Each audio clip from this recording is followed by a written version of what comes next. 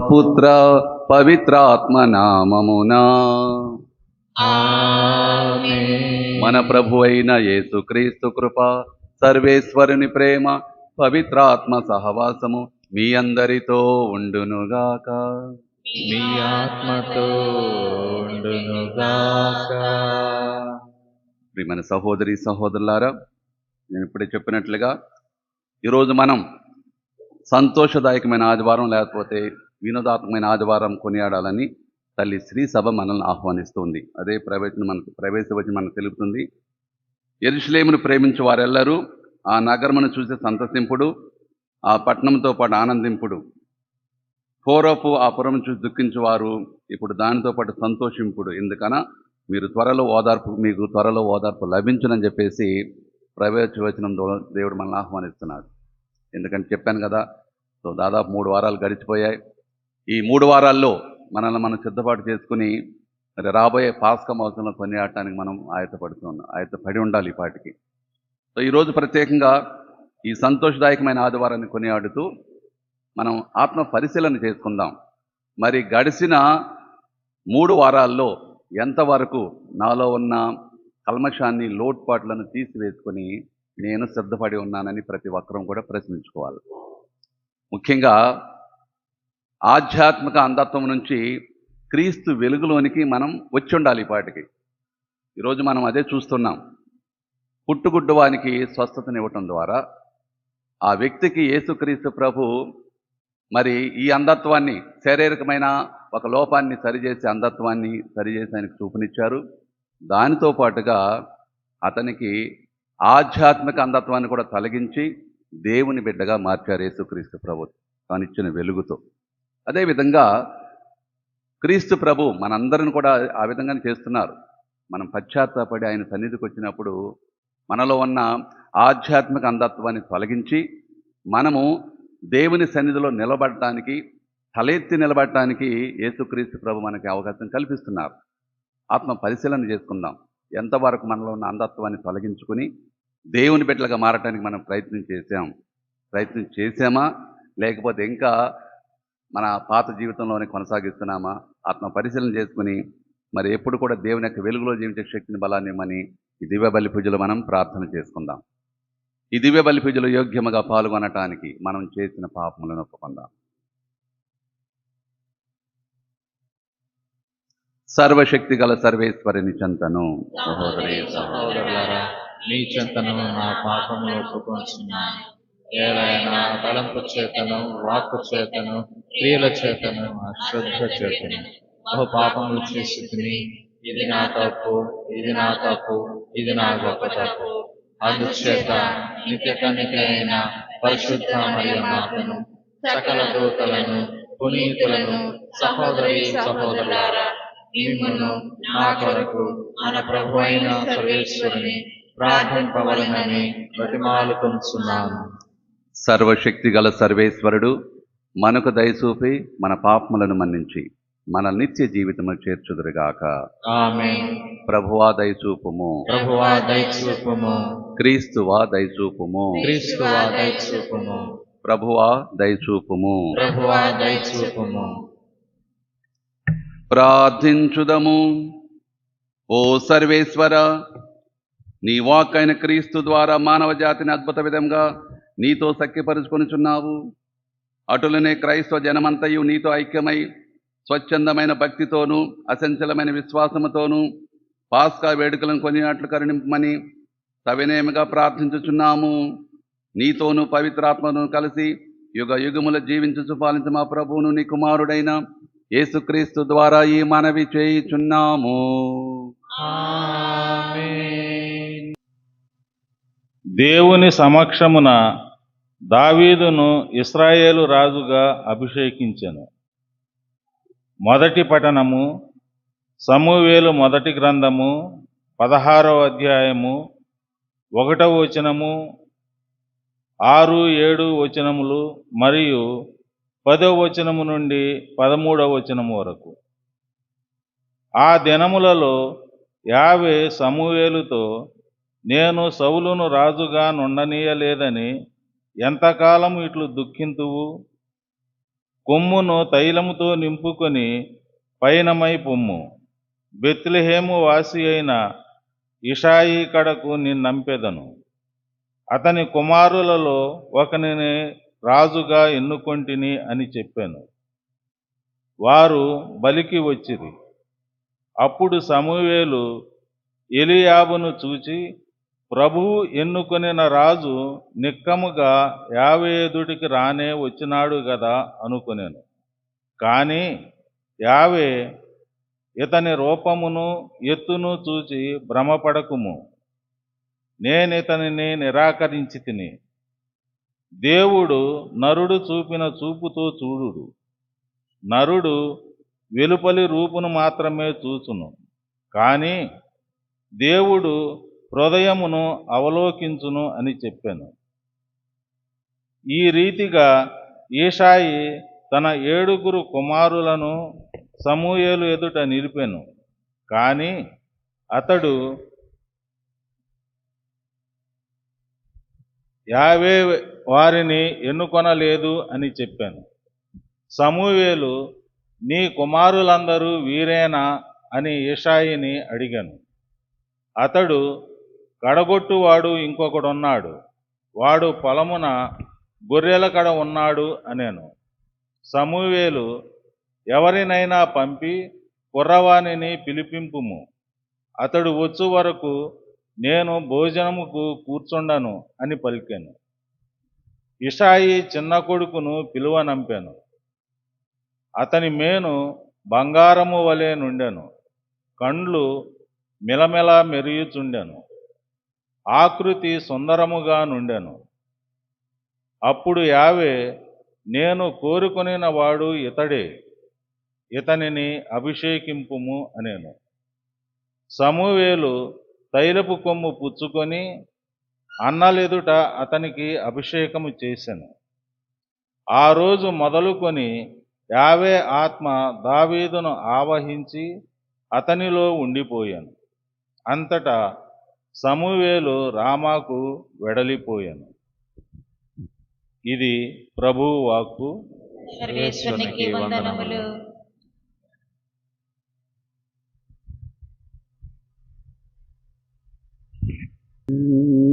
తిరుస్నేవ చేత లోకమును రక్షించిన ప్రభువా, పడండి. నీ తిరుస్నేవ చేత లోకమును రక్షించిన ప్రభువా, నిన్ను ఆరాధించుచున్నాము, నిన్ను స్తుతించుచున్నాము, నిన్ను ఆరాధించుచున్నాము, నిన్ను స్తుతించుచున్నాము. 2 కలిపి పాడతాను చూడండి. నీ తిరుస్లేవ చేత లోకమును రక్షించిన ప్రభువా, నిన్ను ఆరాధించుచున్నాము, నిన్ను స్తుతించుచున్నాము. అందరూ పాడండి. నీ తిరుస్లేవ చేత లోకమును రక్షించిన ప్రభువా, నిన్ను ఆరాధించుచున్నాము, నిన్ను స్తుతించుచున్నాము. యేసుక్రీస్తువా సిలువనాదుడా,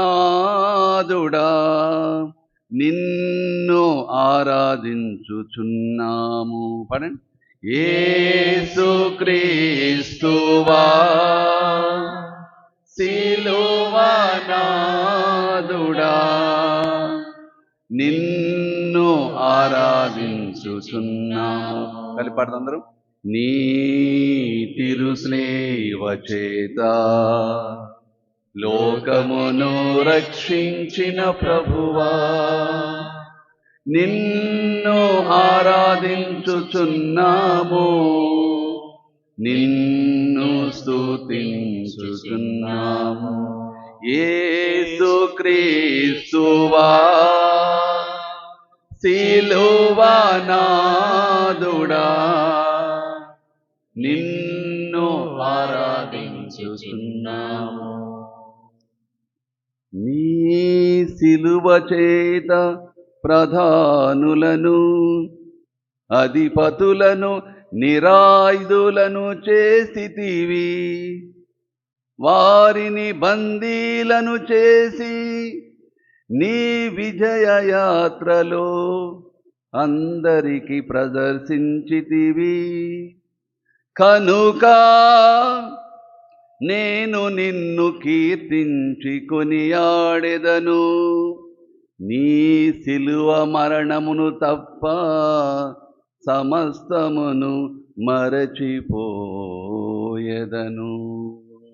నీ తిరుస్లేవ చేత లోకమును రక్షించిన ప్రభువా, నిన్ను ఆరాధించుచున్నాము,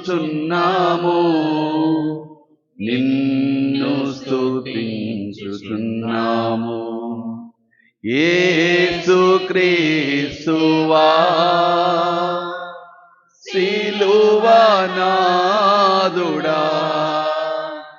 నిన్ను ఆరాధించుచున్నాము. నీ సిలువకు అంటగొట్టి మాకు విరుద్ధముగాను అడ్డముగానున్న రుణపత్రమును తొలగించితివి. నీ సిలువ ముద్రలు మాపై వేసి నీ రక్షణ విజయములో మమ్ము భాగస్థులను చేసితివి. కనుక నేను నీకు వందనములు అర్పింతును. నీ సిలువయందు మాత్రమే గొప్పగా చెప్పుకొందును. నీ తిరుస్లేవ చేత లోకమును రక్షించిన ప్రభువా, నిన్ను ఆరాధించుచున్నాము, నిన్ను స్తుతించుచున్నాము. యేసుక్రీస్తువా సిలువనాదుడా, నిన్ను ఆరాధించుచున్నాము, నిన్ను ఆరాధించుచున్నాము. రెండో పట్నము పునీత పౌలు గారు ఎపిసీలకు రాసిన లేఖ 5వ అధ్యాయము 8వ వచనము నుండి 14వ వచనము వరకు. సహోదరులారా, ఒకప్పుడు మీరును చీకటిలో ఉండిన వారే, కానీ ఇప్పుడు ప్రభునందు మీరు వెలుగులో ఉన్నారు. వెలుగునకు సంబంధించిన ప్రజల వలె మీరు జీవింపవలెను. ఏలైనా వెలుగు ఫలము సమస్త విధములైన మంచితనమును, నీతి, సత్యమును అనివానియందు కనపడును. ప్రభు ఆనందించున్నది ఏదియూ గ్రహించుటకు ప్రయత్నింపకుడి. చీకటికి సంబంధించిన నిష్ప్రయోజనములకు పనులు చేయువారితో ఎట్టి సంబంధమును కలిగి ఉండరాదు. అంతేకాక వారిని కూడా వెలుగులోనికి తెండు. వారు రహస్యంగా చేయు పనులను గూర్చి మాట్లాడుటకు కూడా చాలా సిగ్గు కలుగుచున్నది. సమస్తమును వెలుగులోనికి తీసుకుని రాబడినప్పుడు అంతయు గోచరమగును.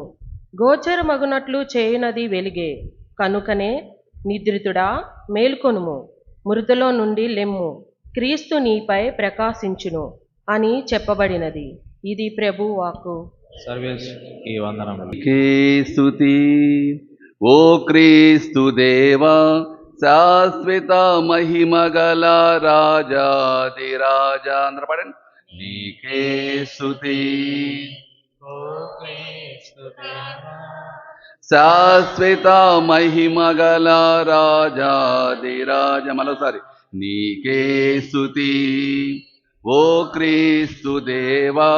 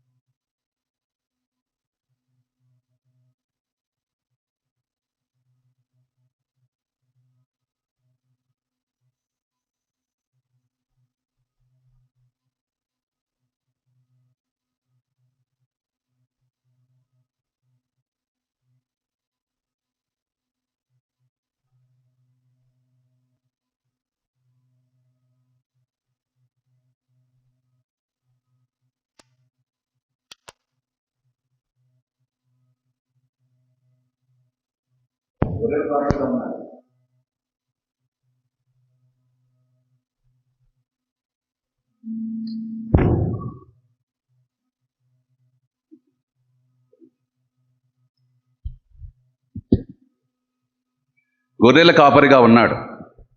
సో కనీసం అతన్ని గుర్తించిన వారు లేరు, తండ్రితో సహా, ఈషయ్యతో సహా. అప్పుడు అడుగుతాడు, అరే దేవుడు నన్ను ఇక్కడికి పంపించాడు, వీళ్ళందరినీ కూడా దేవుడు నిరాకరిస్తున్నాడు, ఇంకా ఎవరైనా ఉన్నారా నీ కుమారులు చెప్పని అడుగుతాడు, నిలదీసి అడుగుతాడు. అప్పుడు అంటాడు, ఒకడున్నాడు చిన్నవాడు, అందరికంటే చిన్నవాడు, అతడు గొర్రెలు కాస్తున్నాడు పొలం అని చెప్తాడు. అప్పుడు సామెల ప్రవక్త అంటాడు, అతను వచ్చేంత వరకు కూడా నేను మంచినీళ్ళు ముట్టను, ఆహారం తినను, వెంటనే అతను రప్పించంటాడు. ఆ విధంగా మరి దావీదుని పిలిపించాడు, దేవుడు పిలిపించాడు. అప్పుడు దావీదుని చూస్తే అసలు దావీదుకి తర్వాత మిగతా వారితో అసలు పోలిక లేదు. ఇతడు చాలా చిన్నవాడు, తర్వాత అసలు అది చూసినప్పుడే ఇతన రాజా, దేవుడు ఎన్నుకుని ఇతనని చెప్పి అనిపించేంతగా అట్లా ఉన్నాడు. అప్పుడు దేవుడు అంటాడు, నేను ఎన్నుకున్నది ఇతనినే, నేను ఎన్నుకున్న ఇతన్నే, నీవు అభిషేకించు, అతనిని అభిషేకించు అని చెప్పేసి మరి దేవుడు చెప్పినప్పుడు దేవుడు మరి దావీదు మహారాజుని అభిషేకిస్తాడు. ప్రియమైన సహోదరి సహోదరులారా, దీనిని బట్టి మనం ఏమి అర్థం చేసుకోవాలి? దేవుడు ఒక విధంగా చూస్తే మనం వేరే విధంగా చూస్తాం. మన చూపంతా వేరే విధంగా ఉంటుంది. గొర్రెల కాపరి దావీదు మాత్రం దేవుడు చెప్పాడు కనుక తప్పదన్నట్టు. చూడండి, సామ్యూయేలు ప్రవక్త అతన్ని చూసి రాజని, ఇతను రాజని చెప్పేసి అతనిలో ఏవో సందేహాలు. ఎలా అంటే దేవుడు చెప్పాడు కనుక తప్పదన్నట్టు, సరే ఆ కుర్రాడిని పిలిపించొద్దాం అంటాడు సామ్యూయేలు. గొర్రెలు కాల్చుకునే కుర్రాడు ఎలా గొప్పవాడే ఉంటాడు కనుక ఇతన్ని కూడా దేవుడు తప్పకుండా తిరస్కరిస్తాడని చెప్పేసి ఇలాంటి ఆలోచనలతో ఉన్న సామ్యూయేలు ప్రవక్తకు దేవుడు తెలియజేస్తాడు, ఇతనే, నేను ఎన్నుకున్నది ఇతనే. ప్రియమైన సహోదరి సహోదరులారా, ముఖ్యంగా ఇజ్రాయేలీ రాజులకు ఉండవలసిన శారీరక ఆధ్యాత్మిక యోగ్యతలన్నీ దావీదుకున్నాయి. బాహ్యంగా దృఢకాయుడు కాకపోవచ్చు, బలంగా లేకపోవచ్చు, చిన్నవాడిగా కనిపించవచ్చు, కానీ దావీదుకి ఉండవలసిన ఆధ్యాత్మిక యోగ్యతలన్నీ కూడా పుష్కలంగా ఉన్నాయి. ఎంతవరకు అంటే ఇప్పుడు వరకు కూడా దేవుడి చేత ప్రేమించబడినంత, యూనో అర్థం ఏంటో తెలుసా దావీదు అనే పేరుకి? ద బిలవ్డ్ ఆఫ్ గాడ్, దేవుని చేత అత్యంత ఎక్కువగా ప్రేమించబడిన వాడనే పేరుంది దావీదుకి. ఎందుకంటే అతనిలో ఉన్న ఆధ్యాత్మిక లక్షణాలు, దైవ చింతన, మరి దేవుని తన దేవుడిగా స్వీకరించి మరి జీవించే విధానం, లేదా ప్రజలు నడిపించే విధానం, ఆ విధంగా మరి ఎన్నుకున్నారు. అయితే మనం అనుకుంటవచ్చు, మరి ద బిలవ్డ్ ఆఫ్ గాడ్ ఎలా అన్ని తప్పులు చేశాడు, తప్పు మీద తప్పు చేశాడు అనుకుంటే, తప్పులు చేసిన దానికంటే పశ్చాత్తాపం మనం చూసినప్పుడు, దావీదు మహారాజు పశ్చాత్తాపం చూసినప్పుడు తప్పుల కంటే పశ్చాత్తాపం 2 అంతలు 3 అంతలు ఉంటుంది. అందుకే has become the beloved of God. దేవుని సొంత మనిషి అయ్యాడు దావీదు మహారాజు. చెప్పాడు దేవుడు, నీ సమయంలో నేను శిక్షించను, కానీ తర్వాత నీ బిడ్డలు నేను శిక్షిస్తాను దేవుడు ముందే చెప్పాడు. శిక్షించవచ్చు, కానీ అట్లా చేయాలి దేవుడు. ఎందుకంటే దావీదు మహారాజు చూపిన పశ్చాత్తాపం, తప్పు చేసినప్పుడు దానికి 2 అంతలుగా 3 అంతలుగా పశ్చాత్తాపడి దేవుని యొక్క మన్నలను పొందేవాడు. దీన్ని బట్టి ప్రియమైన సహోదరి సహోదరులారా, దార్శిక శక్తి గల సామ్యూయేలు ప్రవక్త కూడా, అంటే చూడండి, సామ్యూయేలు ప్రవక్త చాలా గొప్పవాడు. చిన్న వయసులోనే దేవుని యొక్క పిలుపు పొందాడు. అతనికి తెలియనట్టు వయసులోనే దేవుని యొక్క పిలుపుని పొందాడు, చిన్న వయసులో, చిన్న కుర్రవాడుగా. అలాంటి గొప్ప ప్రవక్త ఏదైనా సరే నిష్ఫలంగా పరిశీలించే వ్యక్తి, అతను కూడా దావీదు మహారాజులో ఈ గుణ విశేషాలు ఉన్నాయన్న సంగతి కూడా ఆయన గుర్తించలేకపోయాడు. కానీ దేవుడు గుర్తించాడు. దేవుని దృష్టిలో చూడగలిగినప్పుడు మాత్రమే సామ్యూయేలు సత్యాన్ని గుర్తించగలిగాడు. తన దృష్టిలో చూసినంతసేపు ఇదో ఈ కుర్రోడు పనికిరాడు, ఇతడు గొర్రెలు కాపరి, ఇతను ఎట్లా ఉంటాడు, ఇలా ఆలోచించిన సామ్యూయేలు ప్రవక్త దైవ దృష్టిలో చూసినప్పుడు, అంతరంగ దృష్టిలో చూసినప్పుడు అప్పుడు అర్థం చేసుకున్నాడు. ప్రియమైన సహోదరి సహోదరులారా, మానవ జీవితం కూడా ఇలాంటిదే. చాలాసార్లు మనం ఆ దృష్టితో చూడం, మానవ దృష్టితో చూస్తాం తప్ప ఈ స్థితిలో, ఈ పరిస్థితిలో ఒకవేళ దేవుడు ఉంటే ఏం చేస్తాడు, నేనేం చేస్తున్నాను, ఇట్లా మనం పరిశీలించుకుంటే మనం చేసే తప్పులు చాలా కోకొలలు. దైవ దృష్టిలో చూసినప్పుడు మనకి స్పష్టంగా కనపడుతుంది. ఉదాహరణకి వ్యభిచారంలో పట్టుబడిన స్త్రీని తీసుకొచ్చారు. పరిశీలు ఎలా ఒక దృష్టిలో చూస్తే యేసు ప్రభు మరో కోణంలో చూశాడు. ఏమంటాడు? అందరూ వెళ్ళిపోతారు, దాని గురించి ఇప్పుడు ఎక్కువ చెప్పడం అవసరం లేదు. అందరూ వెళ్ళిపోతారు యేసు ప్రభు చెప్పిన తర్వాత. ఏమంటాడు ప్రభు? అమ్మా, వారందరూ ఎక్కడా? వారేమో ఆమెను చంపాలని తీసుకొచ్చారు. చూడండి, రెండు కోణాలు చూస్తే దైవ దృష్టి తర్వాత మానవ దృష్టి అట్లా ఉంటుంది. వాళ్ళేమో చంపాలని తీసుకొచ్చారు, కానీ యేసు ప్రభు ఏమంటున్నాడు? అమ్మా, వారందరూ ఎక్కడా? ఎవరు కూడా నేను శిక్షింపలేదా? అప్పుడు అంటుంది, లేదు ప్రభు అంటుంది. అప్పుడు అంటాడు ప్రభు, నేను కూడా నిన్ను శిక్షింపను, వెళ్ళు, ఇక పాపం చేయకు. అదే కానీ కూర్చోబెట్టేసి నువ్వు కూర్చో, ఒకవేళ కనుక ప్రభు చెప్పినట్లుగా ఆ మీద రాయి వేయగలిగే యోగ్యత, ఆ పవిత్రత ప్రభువుకు ఉంది. ఎందుకంటే ఆయన ఎలాంటి తప్పు లేదు. ప్రభు చెప్పారు ఎలాంటి తప్పు లేనటువంటి మొదటి రాయి వేయమన్నారు. సో మొదటి రాయి వేయటానికి యేసు ప్రభుకి అన్ని అర్హతలు ఉన్నాయి, కానీ వేయలా. కూర్చోబెట్టి నువ్వు అది చేసావు ఇది చేసావు అని చెప్పలా.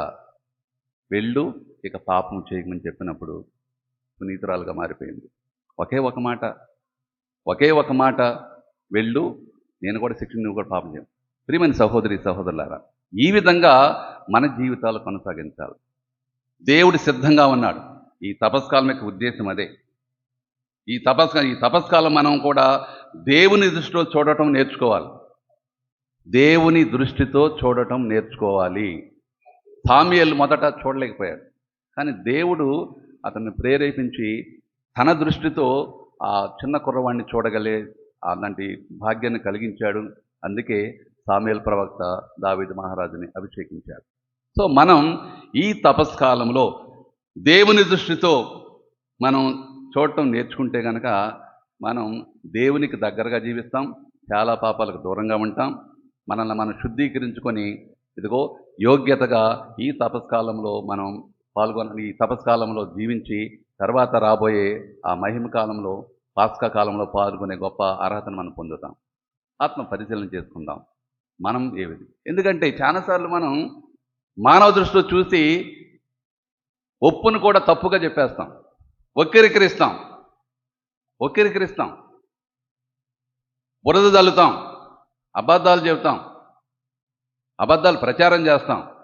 ఎందుకంటే మనము మానవ దృష్టిలో చూస్తున్నాం కాబట్టి. మనందరం ఎవరో దానికి అతీతం కాం. సో అందువలన ఈరోజు దేవుడు మనకు పిలిపిస్తున్నాడు, ఈ తపస్కాలంలో నా దృష్టితో చూడు. సామ్యూయేలు ముందుగా చూడపోయినప్పటికీ తర్వాత తెలుసుకున్నాడు, ఇదిగో నా దృష్టితో చూసి ఆ కుర్రవాడిని మరి నా ఆజ్ఞ ప్రకారం అభిషేకించాడు. అదేవిధంగా నీవు ఈ తపస్కాలంలో నా దృష్టితో చూడు, నీకు అన్నీ కూడా మంచిగానే ఉంటాయి, అన్నీ కూడా సక్రంగానే ఉంటాయి, వక్రంగా కనపడవు. అంటే ఒకవేళ తప్పులుంటే సరిదిద్దాలి, అది యేసుప్రభు చెప్పారు. కానీ సరైన విధంగా నడుస్తున్నప్పటికీ, సరైన విధంగా వెళుతున్నప్పటికీ దాన్ని వక్రీకరించి చెప్పే సందర్భాలు ఎన్నున్నాయి మన జీవితాల్లో. దాన్ని ప్రభు ఖండిస్తున్నారు, దేవుడు ఖండిస్తున్నాడు. నా దృష్టితో చూడు, ఆ సిట్యువేషన్లో, ఆ పరిస్థితిలో నేనుంటే ఎలా చేస్తాను, అలా నువ్వు కూడా చూడని చెప్పేసి దేవుడు ఈనాడు మనల్ని ఆహ్వానిస్తున్నాడు. ఆత్మ పరిశీలన చేసుకుందాం. ఈ తపస్కాలంలో మనం ఎలా నడుస్తున్నాం? దైవ దృష్టితో చూస్తున్నామా, లేకపోతే మన దృష్టితో చూసి అటు దేవునికి దూరం అయిపోయి, మన సంఘానికి దూరం అయి, కుటుంబానికి దూరం అయిపోయి అవే జరిగాయి. సో ఆత్మ పరిశీలన చేసుకుందాం. దేవుని యొక్క మరి కృప కోసం ప్రార్థన చేద్దాం. ప్రభువా, ఇదిగో నేను ఎప్పుడు కూడా ప్రతిదీ కూడా నీ దృష్టితో చూసే విధంగా నన్ను అనుగ్రహించని చెప్పి ప్రార్థన చేసుకుందాం. ఇంకా రెండో పాఠం పునీత పౌలు ఎఫెసీయులకు రాసిన లేఖ నుంచి మనం చదువుకున్నాం. ముఖ్యంగా ఇది జ్ఞానస్నానం గురించి ఎక్కువగా మాట్లాడుతుంది. జ్ఞానస్నానం తీసుకున్న తర్వాత మన పరిస్థితి ఏంటి, లేకపోతే మనం ఎలా జీవించాలి, ఏ విధ చీకటి తప్పులన్నీ కూడా మానేసి వెలుగులో ఎలా జీవించాలన్న విషయాన్ని పౌలు గారు ఈనాడు మనం చదువు రెండో లేఖలో మనం తెలియజేస్తున్నారు. ముఖ్యంగా ఎఫెసు పట్టణం ఆసియా మైనర్ అంటే ఇప్పుడు టర్కీ. ఎఫెసు పట్టణం ఇప్పుడు Turkey, present day it is Turkey. అక్కడ ఒక వాణిజ్య కేంద్రం రేవు పట్టణం ఉండే. ముఖ్యంగా ఎఫెసు పట్టణంలో టర్కీలో ఈ వాణిజ్య వర్తక వ్యాపారం ఒక రేవు ఉందన్నమాట, కేంద్రం. రేవు పట్టణం అంటే అక్కడ ఓడలు వస్తాయి, పడలు. ఎక్కడైతే ఓడలు వస్తాయో లేదా పడవలు రాగలతో అక్కడ వాణిజ్యం బాగా విస్తరించి ఉంటుంది. సో ఆ రోజుల్లోనే ఎఫెసు నగరంలో వాణిజ్య వ్యాపారాలు విస్తరించి ఉండేవి. చాలామంది అక్కడికి వచ్చేసి వర్తక వ్యాపారాలు చేస్తూ మరి డబ్బు సంపాదించాలి, లేకపోతే వారు మరి ఆస్తిపరులు కావాలని చెప్పేసి కాంక్షించే వాళ్ళు చాలామంది ఉండేవాళ్ళు. పునీత పౌలు ఈ పట్టణంలో 2-3 ఏళ్ళు ఉండి సువార్త ప్రవచనం కొనసాగినట్టు తెలుస్తుంది. ముఖ్యంగా అక్కడికి వెళ్ళి సుమారు ఒక 2-3 సంవత్సరాలు అక్కడ ఉన్నాడు ఆయన. ఎందుకంటే పెద్ద పట్టణం, చాలామంది జనం, విస్తరించున్న జనం, వేరే వేరే ప్రాంతాల నుంచి కూడా అక్కడికి వచ్చి నివాసం ఏర్పాటు. చూడండి, ఇప్పుడు మనం చూస్తాం ముంబై, ఢిల్లీ కంటే ముంబైలో జనం ఎక్కువ ఉంటారు. కారణం ఏంటి? అక్కడ వర్తక వ్యాపారం బాగా జరుగుతుంది. అదేవిధంగా అమెరికా తీసుకుంటే న్యూయార్క్ సిటీ, ఎక్కడ లేని అసలు రాత్రంటూ కనపడదు అక్కడ న్యూయార్క్ సిటీలో. ఎప్పుడు జనం తిరుగుతూనే ఉంటారు, రాత్రి పగలు తేడా లేకుండా. ఎందుకంటే అది వర్తక వ్యాపారాలకి అది అనువైన స్థలం కాబట్టి. మనకి ముంబై మనం తెలిసి చెప్పుకోవాలంటే. సో ఆ విధంగా మరి ఇది కూడా అలాంటి పట్టణం కాబట్టి దాదాపు ఆయన ఎక్కువ కాలం ఉండేవాడు. కానీ ఇక్కడ దాదాపు 2-3 సంవత్సరాలు ఉన్నాడు. సుమారు క్రీస్తు శకం 55 సంవత్సరం 57 సంవత్సరం వరకు అక్కడే ఉండి సువార్త ప్రచారం చేశాడు. కానీ అక్కడికి వెళ్లే ముందు అప్పటికే ఆయన 16 సంవత్సరాల సుదీర్ఘమైన ప్రచారంలో పాల్గొన్నాడు. అక్కడికి వెళ్లే ముందు అప్పటికి ఆయనకి ఎంత ఎక్స్పీరియన్స్ ఉంది? సువార్త బోధకుడిగా 16 సంవత్సరాలు. 16 సంవత్సరాలు బోధ చేసి బాగా పరిచర్యలో బాగా ఫలితాన్ని సాధించి అనేక సంఘాలను, కథోలిక సంఘాలను స్థాపించి అక్కడికి వెళ్ళాడు పునీత పౌలు గారు. సో అక్కడ మరి స్థాపించి అత వేలాది ప్రభు మార్గం మళ్ళీ అదే అప్పటికే 16 సంవత్సరాలుగా సువార్త ప్రచారంలోని అవిశ్రాంత కృషి చేసి వేలాది మందిని ప్రభు మార్గం మళ్లించి వందలాది సంఘాలను స్థాపించాడు. ఏం చెబుతున్నాడు ఆయన ఈ లేఖలో? మనోపరివర్తనం చెందటం అంటే ఒక వ్యక్తి పునరుద్ధరణ క్రీస్తుకు దివ్యప్రకాశం అడిగేటమే. మనోపరివర్తనం చెందటం ఏంటంటే యేసు ప్రభు యొక్క ఉత్థానంలో విశ్వాసం ఉంచి ఆ ఉత్థానం ద్వారా పొందిన ఆ వెలుగును స్వీకరించి ఆ వెలుగులో నడవటమే మనోపరివర్తనం అని చెప్పేసి పౌలు గారు ఈనాడు మనం చదువుకున్న 2వ లేఖలో చెబుతున్నారు, 2వ పాఠంలో. ముఖ్యంగా జ్ఞానస్నానం స్వీకరించే ముందు ఎలా ఉండేవాళ్ళు, జ్ఞానస్నానం స్వీకరించిన తర్వాత ఎలా మారుతారన్న విషయాన్ని స్పష్టంగా తెలియజేస్తున్నాడు. ఆనాడు ఎఫెసు సంఘానికి, ఈనాడు ఇక్కడున్న మనందరికీ, నాకు, నీకు, మనందరికి కూడా పౌలు గారు తెలియజేస్తున్నాడు.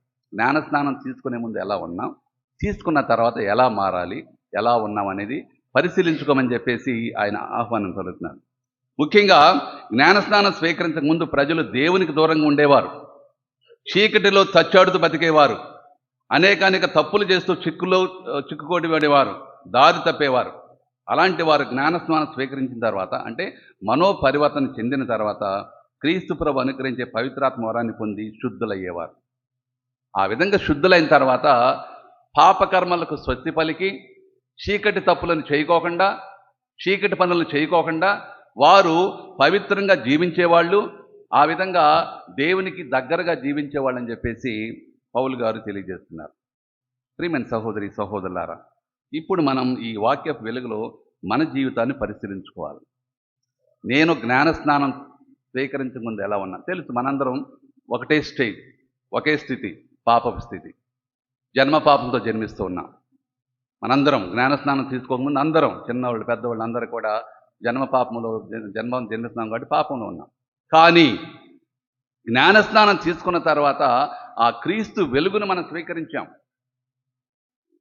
గురువు అడుగుతాడు, పిశాచిని విడిచిపెడుతున్నావా, దాని క్రియలను విడుతున్నావా, దాని ఆకర్షణను విడిచిపెడుతున్నావా, అన్నీ అడుగుతాడు గురువు. అన్నిటికీ మనం సమాధానం చెబుతాం. పెద్దవాళ్ళమైతే మనం సమాధానం చెబుతున్నాం, చిన్నపిల్లలైతే వారి తరపున తల్లిదండ్రులు, తర్వాత ఎవరైతే మరి ఉంటారు గాడ్ పేరెంట్స్ ఎట్లా ఉంటారో వారు సమాధానం చెబుతారు. సో దాని అర్థం ఏంటి? ఇదిగో మనం జ్ఞానస్నానం స్వీకరించడం ద్వారా అన్నిటికీ స్వస్తి పలికి పుణ్య జీవితం జీవిస్తామని, క్రీస్తు వెలుగును స్వీకరించి ఆ వెలుగులో స్వీకరిస్తామని చెబుతున్నాం. అందుకే గురువు వెలుగుతున్న క్రొవ్వొత్తినిచ్చి క్రీస్తు జ్యోతిని స్వీకరించమంటారు. దీన్ని ఎల్లప్పుడూ కూడా వెలుగు చూడండి అంటాడు. దాని అర్థం ఏంటి? ఆ ఒత్తి ఒకళ్ళు మనం ఆరిపోయకుండా ఉంటే ఏమైపోద్ది? ఒక పావు గంటలో, 20 నిమిషాలు లేదా అర్ధ గంటలో మంచి ఇంక బాగా పెద్దదైతే ఒక 5 ఆరిపోతుంది. మరి ఇంకా ఆరిపోకుండా ఎట్లా ఉండాలి?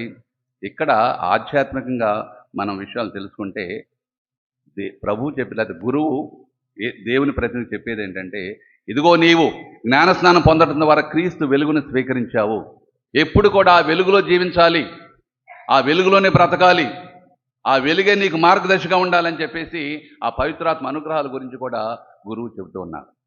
ప్రియమైన సహోదరి సహోదరులారా, ఆత్మ పరిశీలన చేసుకుందాం. మనం జ్ఞానస్నానం తీసుకుని, అంటే మనకు తెలుసు ఎప్పుడు తీసుకున్నావో తర్వాత మనకు తెలుసు, అప్పటి నుంచి పొరపాట్లు చేస్తూ ఉంటాం. కానీ దేవుడు మనకు గొప్ప అవకాశం ఇచ్చాడు. తిరిగి పశ్చాత్తాపడి, ముఖ్యంగా తపస్కాలంలో మొట్టమొదటి రోజే ప్రభు ప్రకటించాడు, పరలోక రాజ్యం సమీపించినది, హృదయ పరివర్తన చెంది నా చెంతకు రండి. అదే ఈ తపస్కాలం యొక్క ఉద్దేశం. అదే హృదయ పరివర్తన చెంది క్రీస్తు చెంతకు రావటం, క్రీస్తుకి సొంతం అవటం, పరిపూర్ణంగా క్రీస్తుకు సొత్తు అవటం. పాస్కా పండగ నాటికి, పాస్కా మహోత్సవం పాల్గొనేటప్పటికి పరిపూర్ణంగా మనందరం కూడా అందరం దేవునికి సొత్తు అవ్వాలి, దేవునికి సొంతం అవ్వాలి, దేవునికి మాత్రమే మన జీవితంలో స్థానం ఉండాలి. అదే ఆ విషయాన్ని అంటే ఆ విధంగా చేయాలంటే ఏంటి? చీకటి తప్పులను, పాపకార్యాలను తిరస్కరించి పుణ్య జీవితం జీవించాలని చెప్పేసి ఈ రెండో పాఠం ద్వారా పౌలు గారు మనల్ని ఆహ్వానిస్తున్నారు. మరి మనం ఏ దశలో ఉన్నాం? నేను చెప్పాను, ఈరోజు ఆనందదాయకమైన ఆదివారాన్ని కొనియాడుతున్నాం. అందుకే శ్రీసభ మనకి పర్మిషన్ ఇస్తుంది పూలు పెట్టుకోవడానికి. పూలు కూడా పెట్టుకోవచ్చు పీఠం మీద, అదేవిధంగా ఇన్స్ట్రుమెంట్స్ అన్నీ వాడవచ్చు. సంతోషదాయకమైన ఆదివారాన్ని కొనియాడాలని ఆహ్వానిస్తుంది 4వ ఆదివారం. కారణం ఏంటంటే, మామూలుగా అయితే చాలామంది ఏంటంటే గురువులు పాస్కా పండగ రోజు జ్ఞానస్నానం ఏది చిన్నపిల్లలు కదా, అది కాదు. మామూలుగా ఒక సంఘాన్ని లేకపోతే పెద్దవాళ్ళను, బయట వాళ్ళని తయారు చేసి ఈరోజు పిలవాలని, ఈరోజు వారిని పిలవాలి. ఎవరైతే జ్ఞానస్నానం కోసం సిద్ధపడుతున్నారో, అంటే మన కథోలిక్ కుటుంబాల నుంచి కాకుండా బయట వాళ్ళు ఎవరైనా సరే, నేను క్రీస్తుని స్వీకరిస్తాను, లేకపోతే క్రైస్తవురాలు మారుతాను అని ముందుకొచ్చితే వారిని సిద్ధపరిచి ఈరోజు నిషేధ పరిశీలన ఈరోజు ఈ 4వ వారం. ఎందుకంటే వారు మరికొద్ది రోజుల్లో ఆ పండగ రోజు. అంతేగాని ఈ అందరిని తీసుకొచ్చేసి జ్ఞానస్నానం ఇవ్వటం అది కరెక్ట్ కాదు. అసలు కరెక్ట్ విధంగా ఎవరికంటే ఇవ్వాల్సింది ఈ విధంగా తయారు చేసి, క్యాటకమ్స్ అంటాం, క్యాటకమ్స్ అంటే వాళ్ళని తయారు చేసి సిద్ధపరిచి ఆ రోజు వాళ్ళకు జ్ఞానస్నానం ఇవ్వాలి. అదనమాట జ్ఞానస్నానం జీవిత సంస్కారం అంటే.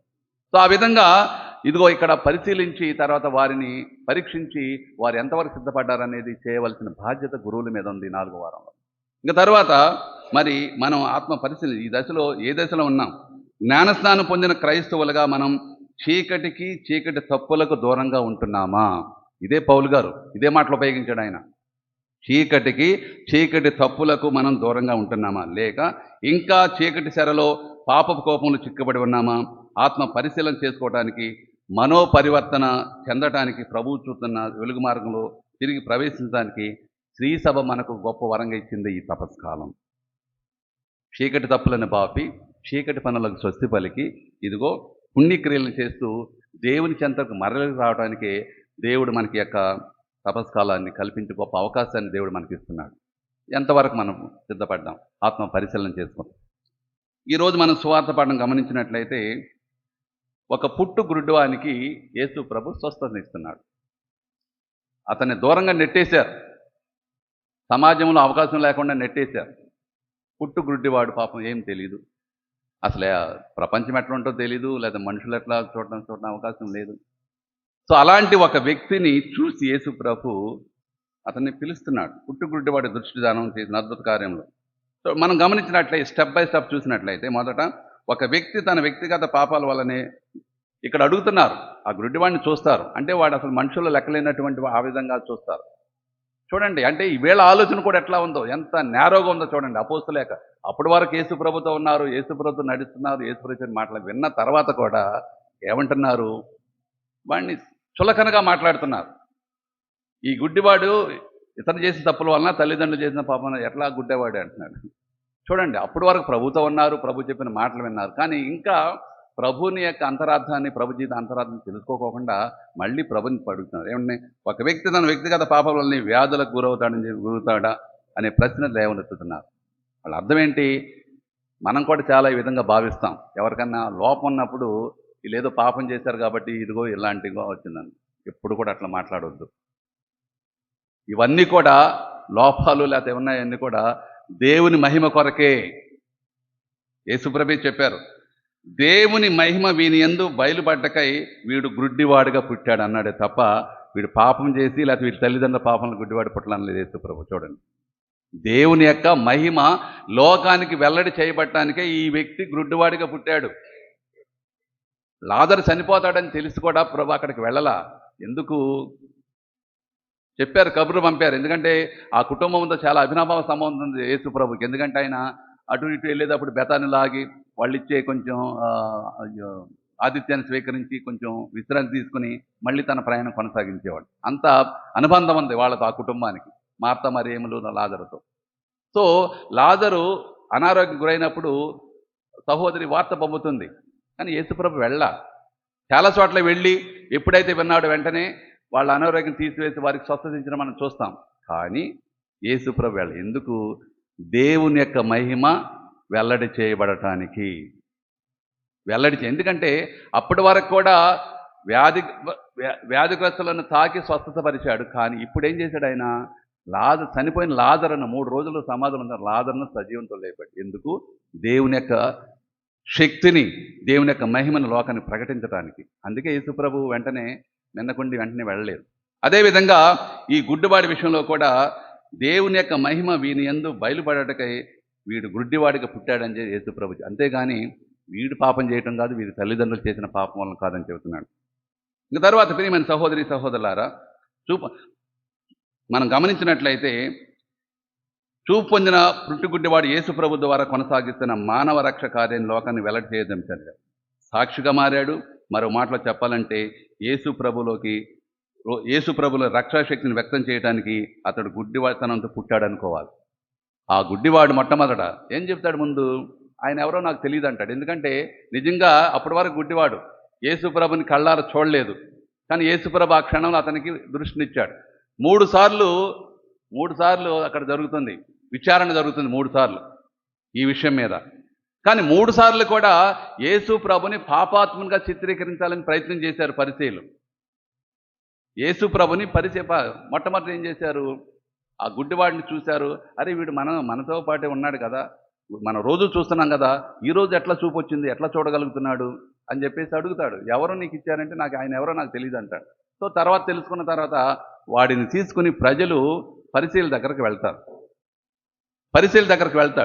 వెళ్ళి అసలు ఎట్లా జరిగిందంటే ముందేం చెబుతాడు? నాకేం తెలియదు అంటాడు. ఎవరిచ్చారు నాకు తెలియదు, ఆయన ఎవరో మామూలుగా వచ్చి నాకు మట్టి. ఇంకోటి రెండేది ఏంటంటే మట్టిని పూసే మట్టి అనే మాట ఈ పట్టణం 4 సార్లు కనప్రస్తావన వస్తుంది. మనం చదువుకున్న ఈరోజు పాఠంలో మట్టి అనే మాట 4 సార్లు ప్రస్తావనకు వస్తుంది. మట్టి అనగానే మనకు ఏం గుర్తొస్తుంది? దేవుడు ఆదిలో మానవుని సృష్టించిన విధానం. మట్టిని తీసుకున్నాడు, బొమ్మను చేశాడు, దానికి శ్వాసను పొందాడు. సో ఆ విధంగా మట్టి అనగానే దేవుడు మట్టితో మానవుని చేసిన సృష్టి కథనం మనకి గుర్తొస్తుంది.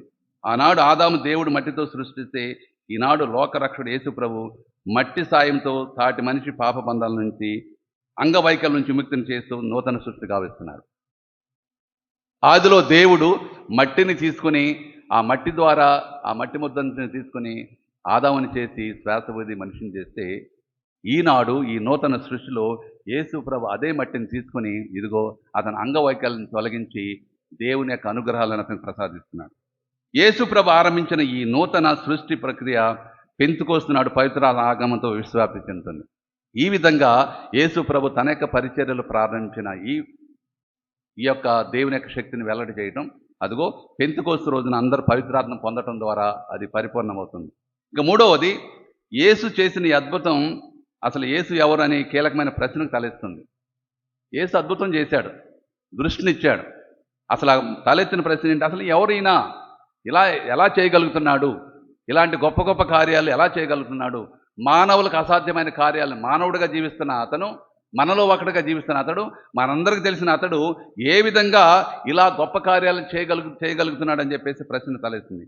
ఈ ప్రశ్న గురించి 4 సందర్భాలు ప్రజలు జరిగిన 4 విచారణలు అనేక వాస్తారు. 4 సార్లు విచారణ జరుగుతుంది. మొట్టమొదటి ఏంటి? వాడిని ప్రజలు అక్కడికి తీసుకువెళ్తారు. మొదట చూపు వచ్చిన గుడ్డివాడిని గుర్తుపెట్టిన ఇరుగు పొరుగు వారు సంభ్రాచారాలతో ఇది ఎలా జరిగింది, ఇంత అద్భుతం చేసిన ఆ యేసు ఎవరు ఎక్కడున్నాడంటూ తొలిసారి ఆరాధిస్తారు, కానీ ఫలితం ఉండదు. చూపు పొందినవాడు కూడా యేసు ఎవరో తెలియదు అంటాడు. ఆయన ఎవరో నాకు తెలియదు అంటాడు. ఇక రెండో విచారణ, అది మొదటి విచారణ. రెండో విచారణలో పరిశీల సమక్షంలో జరుగుతుంది. మొట్టమొదటి ప్రజలు, రెండవది పరిశీల సమక్షంలో జరుగుతుంది. ఈ విచారణలో కొందరు పరిశీలు యేసును పాపిగా చిత్రించే ప్రయత్నం చేస్తారు. యేసు ప్రభు ఏమో దేవుని యొక్క మహిమను గొప్పగా ప్రకటిస్తూ ఉంటే, పరిశీలు మాత్రం యేసు ప్రభుని ఒక పాపాత్ముడిగా చిత్రీకరించే ప్రయత్నం చేస్తున్నారు. కానీ వాళ్ళ కొందరు వారు విభేదిస్తారు. ఇంత గొప్ప అద్భుతం చేయగలిగిన వాడు పాపి ఎలా అవుతాడని పరిశీలలోనే కొంతమంది అడుగుతారు. వారిలో వాళ్ళకి ఓదాపాలు జరుగుతాయి. ఆ విధంగా దృష్టిని పొందినవాడు అప్పుడేమంటాడు, అప్పుడు మళ్ళీ అతను తీసుకెళ్తారు అక్కడికి పరిశీలి. అప్పుడేమంటాడు, ఆయన ఒక ప్రవక్త అంటాడు. అంటే అప్పటికి కొంత సమాచారం స్వీకరించాడు. ముందేమో నాకు తెలియదు అంటాడు. రెండో విచారణలో ఆయన ఒక ప్రవక్త అంటాడు. ఇంకా మూడో విచారణ, పరిచయలు దృష్టిదానం పొందిన వ్యక్తి తల్లిదండ్రులను ప్రశ్నిస్తారు. మొట్టమొదటేమో ప్రజలు మాత్రం ఉంటారు. రెండో విచారణలో ఈ దృష్టిని పొందినవాడు తర్వాత కొంతమంది ఉంటారు. ఇంకా మూడో విచారణలో తల్లిదండ్రులు. దృష్టి పొందిన వ్యక్తి తల్లిదండ్రులను ప్రశ్నిస్తారు. అతడు నిజంగా పుట్టిగుడ్డవాడు అవును కాదో తెలుసుకోవటం. ఎందుకు పిలిచారు తల్లిదండ్రుల్ని? తల్లిదండ్రులు పిలిచి వాకప్ చేశారు. ఇదిగో వీళ్ళందరూ కూడా ఇతను చూపు వచ్చింది అంటున్నారు. మీరు చెప్పండి, అసలు వాస్తవం చెప్పండి, ఇతడు పుట్టిగుడ్డివాడా లేకపోతే మధ్యలో చూపు పోయిందా? అప్పుడు తల్లిదండ్రులు కన్ఫర్మ్ చేస్తారు, ఇతడు పుట్టిగుడ్డివాడే. ఇంకా నాలుగో విచారణలో దృష్టి పొందిన వ్యక్తితో పరిచయాలు మరోమారు వాదన దిగుతారు. ఇక అతన్నే పిలుస్తారు. పిలిచి దేవుడిగా పంపిన మెసేజ్, అప్పుడు చూడండి అతడు దేవుడు పంపిన మెసేజ్. మొట్టమొదట ఏమన్నాడు, నాకు తెలియదు అన్నాడు. రెండోసారి ఒక ప్రవక్త అన్నాడు. మూడోసారి ఏమన్నాడు, ఆయన రక్షకుడు. చూడండి, అంచెలంచెలుగా ఆ వ్యక్తిని యేసు ప్రభు తనను నమ్మే వ్యక్తిగా ఎలా మార్చాడో చూడండి. ఇదే ప్రాసెస్ జరుగుతుంది ప్రియమైన సహోదరి సహోదరులు, మనందరిలో కూడా ఇదే ప్రాసెస్ జరుగుతుంది. ఈ విధంగా మరి యేసుక్రీస్తు ప్రభు మరి అతనికి దృష్టిదానం చేయడంతో పాటు ఆధ్యాత్మిక దృష్టిని కూడిచి తానే మెస్సయ్య, రక్షకుడు, దేవుని కుమారుడిని తెలుసుకునే విధంగా అతడు ప్రకటించే విధంగా చివరి సువార్తలు ఏమైనా నమ్మి ఆరాధించినట్లుగా మనం చూస్తున్నాం. ప్రభు నేను విశ్వసిస్తున్నాను అని వాడు యేసు ప్రభుని ఆరాధించాడనే వాక్యంతో ముగుస్తుంది. నాకు తెలియదన్నవాడు అంచెలంచెలుగా ఆయన ఒక ప్రవక్త అన్నాడు, తర్వాత ఎన్నాడు మెస్సయ్య అన్నాడు, చివరికి ఆయనే దైవ కుమారుడు అని చెప్పేసి యేసు ప్రభుని ఆరాధిస్తాడు. ప్రియమైన సహోదరి సహోదరులారా, ఈ విధంగా మరి ఈ తపస్కాలంలో ఈ యొక్క సువార్త పఠనం మనం చదవటం ద్వారా మనం ఏ విధంగా అందులుగా జీవిస్తున్నాం, ఏ విధంగా అంధత్వం నుంచి బయటపడి ఆధ్యాత్మిక దృష్టిని పొంది దేవుని బిడ్డలుగా మారతామనే విషయాన్ని ఇదిగో ఈనాడు ఈ యొక్క సువార్త పాఠం మనకు నేర్పుతుంది. అందుకు మనం చేయవలసిందల్లా మరి ఎలా జీవించాలి, మనం ఎలా జీవిస్తే మనం ఈ తపస్కాలాన్ని మనం యోగ్యతగా జీవించిన వాళ్ళం అవుతామో ఆత్మ పరిశీలన చేసుకోమని చెప్పేసి ఈ సువార్త పాఠం మనకు జరుగుతుంది. ఒకసారి ఒక పెద్ద యూనివర్సిటీలో చదువుతున్న స్కాలర్ డాక్టరేట్ చేస్తున్నాడు. డాక్టరేట్ చేయాలంటే మరి లైబ్రరీకి వెళ్ళి గొప్ప గొప్ప గ్రంథాలను మరి శోధించాలి, పరిశీలించాలి. ఆ విధంగా ఆ వ్యక్తి, ఆ స్టూడెంట్, ఆ రీసెర్చ్ స్కాలర్ గ్రంథాలయంకి లైబ్రరీకి వెళ్ళాడు. వెళ్ళినప్పుడు గొప్ప గొప్ప వారు రాసిన పుస్తకాలు కనబడ్డాయి. తన థీమ్కి సంబంధించిన గ్రంథాలు ఏమైనా దొరుకుతాయని చెప్పేసి అన్ని ఎదుగుతున్నాడు. చాలా గొప్ప గొప్ప వాళ్ళు, పెద్ద పెద్ద గ్రంథాలు. ఆ గ్రంథాల్లో ఒక కరపత్రం లాంటిది చిన్నది ఒక 2-3 పేజీలు కనపడినాయి. అదేంటి ఇంత పెద్ద పెద్ద గ్రంథాల్లో ఇదేంటుందని చెప్పేసి తాను తీసుకుని చూశాడు. ఏంటి అసలు టైటిల్ అన్నీ అక్కడ పెద్ద పెద్ద గ్రంథాల మీద టైటిల్స్, తర్వాత రాసిన పెద్ద పెద్ద రచయితల పేర్లు ఉన్నాయి. సో ఇది చూశాడు. సో దాని మీద ఏముందంటే ఐఎమ్ రెస్పాన్సిబుల్, నాదే బాధ్యత, నేనే బాధ్యుడిని, అది బాధ్యురాలిని, అంతే ఆ వాక్యం ఉంది. ఐఎమ్ రెస్పాన్సిబుల్, నాదే బాధ్యత. దేనికి బాధ్యత? తర్వాత చూశాడు, ఏంటి ఇది చాలా ఇంట్రెస్టింగ్గా ఉంది, ఏంటి ఇది అసలు ఎవరు రాశారు ఏంటని చదవటం మొదలుపెట్టాడు. ఈ ప్రపంచం నాశనం అవటానికి నేనే బాధ్యత, ఈ ప్రపంచంలో అలజడి ఆందోళన జరగటానికి నేనే బాధ్యత, ఈ ప్రపంచం చెడిపోవటానికి నేనే బాధ్యత, ఈ ప్రపంచం, ఈ యొక్క సమాజం విడిపోవటానికి నేనే బాధ్యత, కుటుంబాలు విడిపోవటానికి నేనే బాధ్యత అంటూ లేకపోతే మనుషులను మానసికంగా కృంగదీసి వారిని చంపేది నేనే బాధ్యత. అంటే క్యారెక్టరైజేషన్ అంటాం, లేని ఉన్న పనులు చెప్పేసి. అన్నీ కూడా వరుసని ఇట్లా ఉన్నాయన్నమాట. అన్నీ నేనే బాధ్యత. అర్థం కావట్లా, చాలా విచిత్రంగా ఉందని చెప్పేసి లాస్ట్లో చూశాడు. మళ్ళీ ఒక ప్రశ్న, నేనెవరో తెలుసా? ముందేమో నేనే బాధ్యత అని రాసి ఉంది. తర్వాత ఇవన్నీ వచ్చిన తర్వాత ఈ ప్రపంచం విచ్ఛిన్నం కావటానికి, విడిపోవటానికి, చెడిపోవటానికి నేనే బాధ్యత అని చెప్పిన తర్వాత నేనెవరో తెలుసా అని ఒక ప్రశ్న. ఎవరు చెప్పండి, ఊహించండి. ఎవరు? యాకోబు రాసిన లేఖ. వినండి, మీరెవరు తీయొద్దు, నేనే చదువుతా. వినండి, సరిగ్గా శ్రద్ధగా వినండి. యాకోబు రాసిన లేఖ 3వ అధ్యాయంలో హెడ్డింగ్ ఏముంటుందంటే, ఆ అధ్యాయం ప్రారంభించే నాలుక, టంగ్. నాలుక, అవునా కాదా? ఇప్పుడు నేను చెప్పిన నేను వాస్తవాలేనా? నేను కాదు, బైబిల్ నుంచే విందాం. నాలుక ఎంత దౌర్భాగ్యం ఉందంటే బైబిల్ నుంచి విందాం.